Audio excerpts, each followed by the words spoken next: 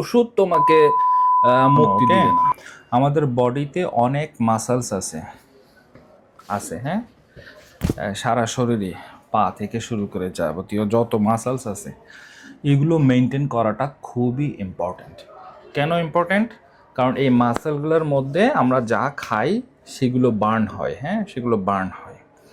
So তুমি যদি এগুলো মেনটেন না করো, জিমে না যাও, পরিশ্রম না করো, তাহলে এটা হবে কি, আস্তে আস্তে দিনে দিনে কমতে থাকবে, কমে যাবে।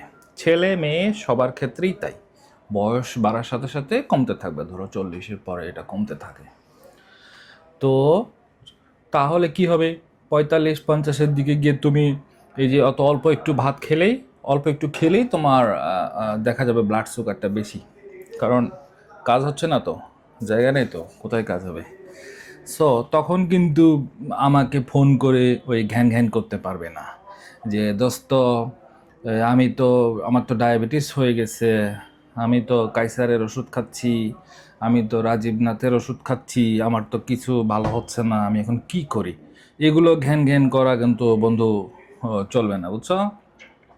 তো আগে, এখন হাতের সময় আছে, এক্সারসাইজ করো, হ্যাঁ, হ্যাঁ, যা পারো বাসায় করলে করো, জিমে গেলে যাও।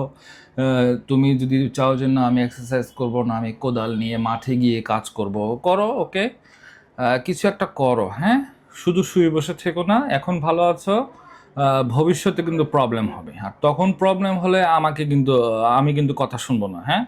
আর একটা কথা একদম পরিষ্কার ক্লিয়ার বলে দিচ্ছি, এই যে ডায়াবেটিসের ওষুধ, ট্যাবলেট বলো, ইনসুলিন বলো, এগুলো কিন্তু তোমাকে সুস্থ করতে পারবে না। তুমি তোমার লাইফস্টাইল চেঞ্জ না করলে, এখন থেকে তুমি ঠিক না হলে, মাসল বিল্ড আপ না করলে, মাসল যা আছে সেটাকে মেনটেন না করলে, তোমার কিন্তু বন্ধু মুক্তি নাই, হ্যাঁ।